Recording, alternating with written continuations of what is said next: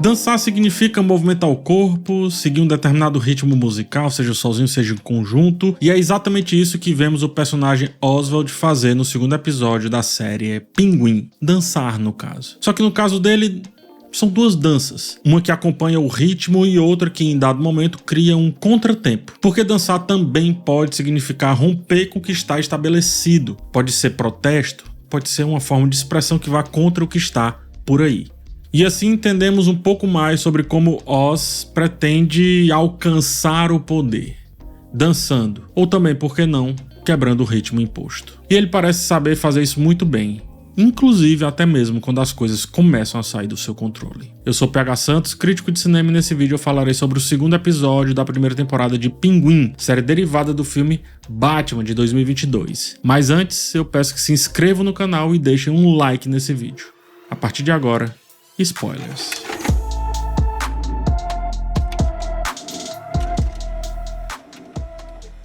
Após matar Alberto Falcone no episódio anterior, Oz ele percebe nesse segundo episódio que mais do que nunca precisa costurar muito bem as suas alianças com as famílias mafiosas, caso ele queira sobreviver, caso ele queira continuar aí na sua labuta dentro da máfia. Ele utiliza as duas famílias que aí estão, ao mesmo tempo que se deixa ser utilizado por ambas. Ele coloca-se como um bobo da corte que dança entre as lacunas de poder de cada lado, e tudo isso com o objetivo de criar uma nova estrutura de poder. Eu vou falar bastante sobre isso nesse vídeo, bastante mesmo, porque eu acho que é fundamental você entender isso para entender o restante da temporada, ou pelo menos dos meus textos sobre o restante da temporada. Oswald ele não quer se tornar apenas mais uma estatística, ou seja, mais um funcionário da máfia que é descartado após ser utilizado até o fim. Durante uma conversa ali que tem no episódio, um membro de uma das famílias mafiosas faz uma leitura precisa de Oz. Ele afirma, né?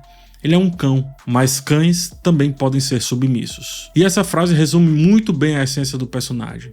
Ele é perigoso, mas é útil. Ele abaixa a cabeça para quem tem mais poder, mas o faz enquanto continua observando, como se o chão ele fosse de alguma maneira espelhado, como se ele estivesse sempre olhando de rabo de olho. Oz é construído com uma aparência que inspira muito temor, mas ao mesmo tempo também carrega um humor meio debochado, sabe? Até suas piadas parecem ter um interesse secundário, um interesse escuso. Na cena de ação em que ele sabota o transporte de mercadorias dos Falcones, auxiliando a infiltração de um capanga da família Maroni, que acaba baleado, né, e levado ao hospital, ele pergunta: qual é a diferença entre a máfia e o governo? É que nós somos organizados. E por estar no centro disso tudo, ele entende muito bem como essa organização precisa ser desmontada para que a sua organização, ou seja, o seu poder, prevaleça. E esse é o ponto-chave que o episódio desenvolve. A gente vê uma Gotham suja, né? Uma Gotham City muito suja, aparentemente destruída, ou nesse processo de destruição. E logo atribuímos isso ao crime. Com isso, imaginamos que o crime é igualmente sujo, desorganizado, mas ele não é.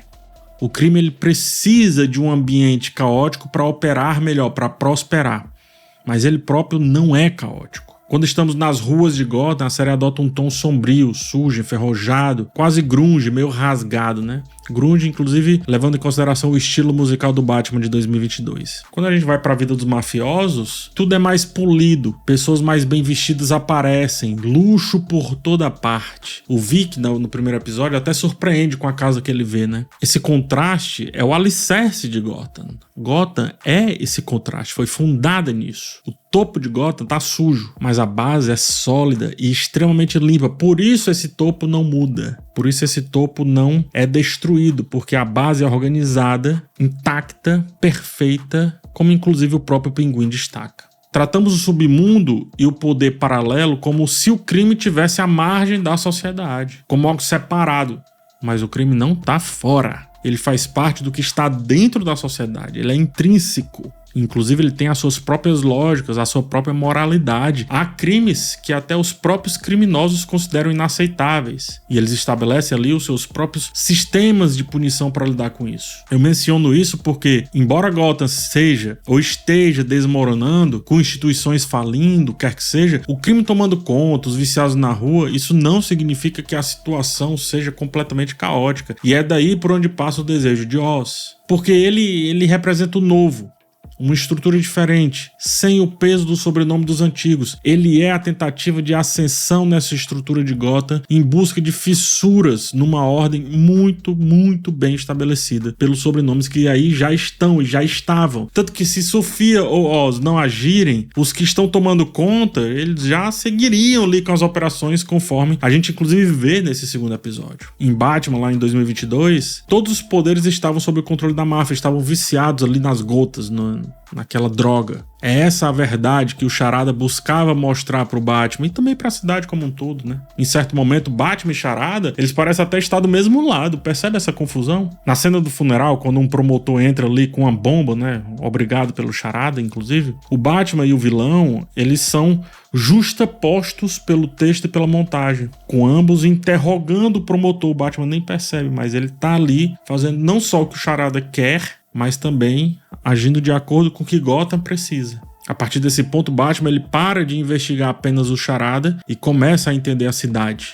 E isso eventualmente o leva a descobrir verdades sobre o seu próprio pai e, portanto, sobre o passado do seu sobrenome. Batman ele é fruto dessa desorganização organizada de Gotham. Ele não representa o novo, ele representa sim o novo velho. Por isso que ele nunca consegue resolver aquela situação. Ele enxuga gelo, digamos assim, porque ele em si é também uma flanela molhada. O Pinguim é diferente. O Pinguim, ele é uma verdadeira ruptura. Ele é o cara que ascende de baixo pra cima. Algo que parece contraditório, mas em Gotham faz sentido, né? Porque o poder verdadeiro daquela sociedade tá embaixo. Ele parece estar no topo, mas ele tá embaixo. O verdadeiro topo é a lama que esse poder gera. Ou seja, é uma pirâmide invertida. Em outras palavras, Gotham é uma pirâmide invertida. Assim, se o Pinguim sobe de baixo para cima, Batman ele sempre será aquele que desce de cima para baixo, do arranha-céu lá da Torre Wayne, seja lá o que for. E isso é uma lógica que não representa ruptura para Gotham. Por isso, o Batman ele precisa ser um herói diferente dos outros do seu panteão.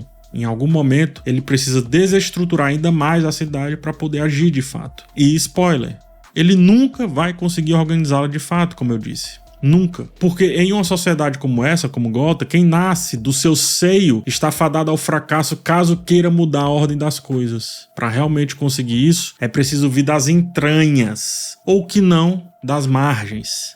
Como o Pinguim, por exemplo. O Pinguim ele foi muito tempo usado pela máfia, mas ao mesmo tempo ele também os manipulou. No primeiro episódio é mencionado como seu ex-chefe sabia que ele desviava dinheiro, mas fazia vista grossa. Ou seja, Pinguim mostra como ninguém, dentro de uma roda que gira tão perfeitamente, ninguém é apenas passivo. Todos agem de alguma forma dentro das estruturas estabelecidas. E agora o desejo de poder do Pinguim se torna mais evidente, né? Com a sua intenção de ascender e se tornar, aí sim, o novo dominante. Sua mãe já havia revelado essa ambição lá no primeiro episódio. Nesse segundo, fica mais claro ainda. Eu vou falar sobre isso. Após a cena com a mãe dele, ele retoma uma postura mais astuta. Ele navega de volta ali entre os dois lados do poder que aí estão, os Falcone e os Moroni. Ele se reconecta com a sua ambição, voltando a desestabilizar para, através de alguma fissura que sair disso, ele assumir aí sim o controle. E essa fissura começa a acontecer. Essa fissura tem nome e sobrenome. Sofia Falcone.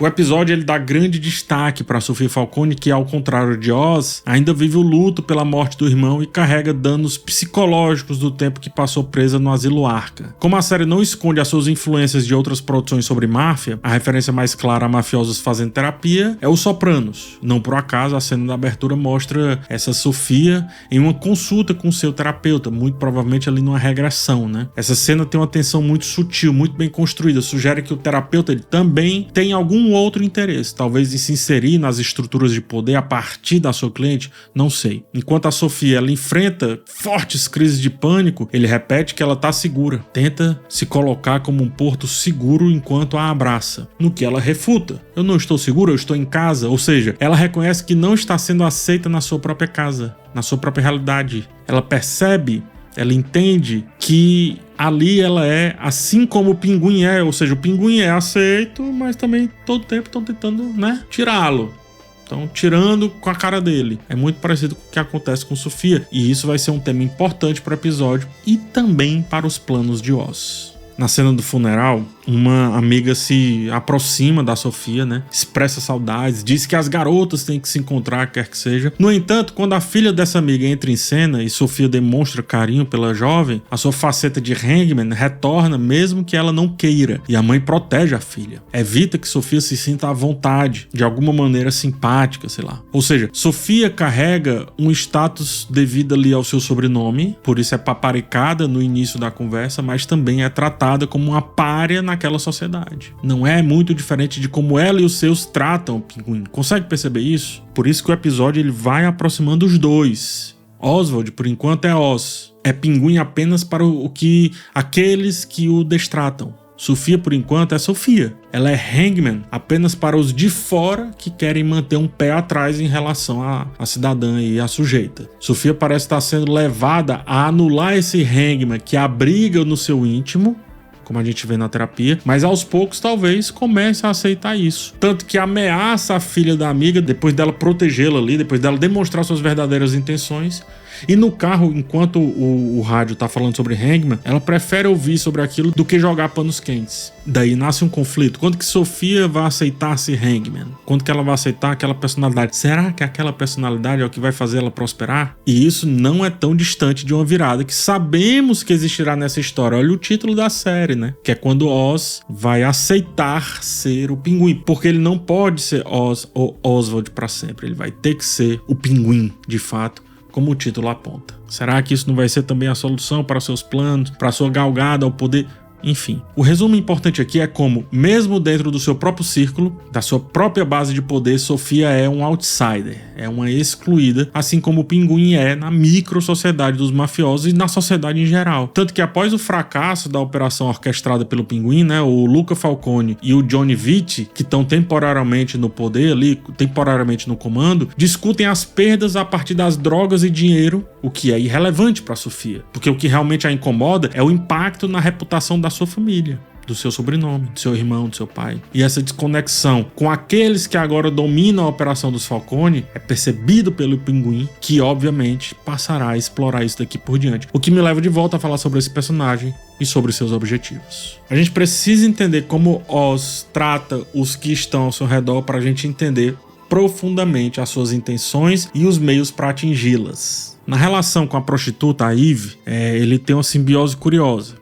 Embora ela receba dinheiro por seus serviços, ela também fica desconfortável a perceber que Oz a usou como álibi no assassinato de Alberto Falcone, mas assim ela persiste, né? Ela fica por ali mesmo assim. Então, ao mesmo tempo, há um certo companheirismo, apesar das discordâncias, e isso se dá porque, por mais estranha que seja a relação entre esses dois, ambos são marcados por vidas difíceis por estarem aquém daquela sociedade. Ou seja, não fazem parte da elite, né? Não fazem parte nessas classes aí da classe superior. Tanto que ela faz mais do que o necessário, pelo que se entende, e ele paga mais do que o combinado, pelo que também entendemos. Pinguim e Eve são frutos da mesma Gotham, que vale ressaltar, é diferente da Gotham do Falcone, dos Moroni e também dos Maroni, melhor dizendo, né? Dos Maroni e dos Wayne. Isso me faz lembrar novamente do Batman de 2022. Bruce e Selina têm objetivos muito semelhantes, mas a relação entre eles acaba marcada por uma certa desconexão no final das contas. Selina está disposta a matar e ir até o limite, enquanto Bruce não, porque a sua nobreza o impede de agir de forma mais visceral. Bruce é um Wayne. Selina, de certa forma, é uma Falcone. Ambas vêm de famílias que dominam Gotham, mas um veste a nobreza do seu nome, o que define o Batman como conhecemos, enquanto a outra se veste da verdadeira Gotham, porque ela foi excluída desse sobrenome. Ela não foi aceita pelo Falcone. O pai não aceitou a filha. Então ela se veste da crueza da cidade, dos gatos que perambulam se alimentando dos ratos, da podridão daquela realidade, das sobras, do que sobrou. Essa realidade faz a mulher gato ser mais implacável, com menos pudores. Nem vilã, nem heroína. E aí você pode aplicar essa lógica ao Pinguim, a Sofia, a Eve e outras questões. Norbert Elias, sociólogo alemão, falou sobre os estabelecidos e os outsiders, né, que eu chamarei aqui de excluídos, tá? Embora o Pinguim queira dominar tudo, no fundo ele não deseja ser parte dessa estrutura do crime que já está estabelecida, porque ele em si não é um estabelecido, ele é um excluído. Então não tem como ele ascender a partir dos estabelecidos, entende isso? A sua própria figura o torna alvo de desprezo natural para aquela realidade, para nós eu diria também. Ele é visto como um aleijado, e eu uso esse termo para chocar, tá? Então ele é visto como aleijado, o feio, o gordo, o narigudo, o cara da cicatriz, o estranho, o bobo da corte, o chulo. Ele vem da pobreza, né? Ele não nasceu em berço esplêndido. Ele foi moldado pela Gotham que Selina Kyle, lá no Batman 2022, nos apresentou. No entanto, enquanto os mafiosos o viam como um parasita, olha só que legal, ele já vinha tendo seus planos. Isso não surgiu com a morte do chefe. Ele já estava, desde baixo, sempre observando o topo. Selina também tinha um plano desde o início lá no filme do Batman, né? Ela inclusive usa o Batman, ainda que sutilmente, para alcançar os seus próprios objetivos. E é parecido com a relação do Pinguim, o Oz, com a Sofia ou com os outros que estão ao seu redor, quer que seja. Oz realmente acredita que nasceu para ser o chefe dali. Tanto que quando cobrado pela mãe, ele afirma, não vou te decepcionar, mãe, fique tranquila. E reorganiza a partir daí todo o plano que parecia começar a desmoronar. Ao mesmo tempo, a sua maior fraqueza é justamente essa obsessão vinda da figura da sua mãe. Ela é o seu maior ímpeto de avanço, mas também a sua maior vulnerabilidade. A mãe parece ser uma figura que o pressionou a vida toda para vencer, para ir para frente, para prosperar, quer que seja. E isso explica parte das suas motivações que aí estão. Quando eu falei no começo do vídeo que as suas articulações são como uma dança, é irônico que a cena mais genuína desse segundo episódio seja quando ele dança com a sua mãe ao som de Tears and Laughter, né, da Dinah Washington.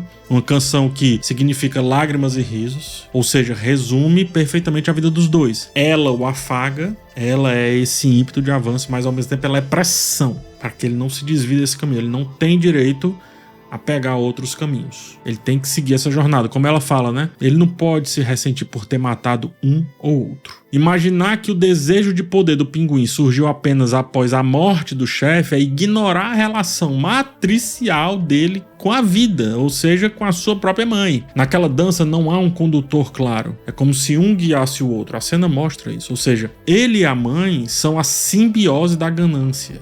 Ele é nascido da ganância. Frances, né, a sua mãe, é a origem do que um dia será o Pinguim. Por isso que ela é tão explorada aqui na série. E aí eu volto ao ponto sobre que poder o Pinguim quer construir em Gotham. Acho que agora vai ficar bem mais claro o que eu tô vendo da série. Inclusive com a ajuda de conversas com alguns amigos meus. Agradeço ao Juvenal, agradeço ao Márcio Renato, também ao Thiago Sampaio que me ajudam nos roteiros.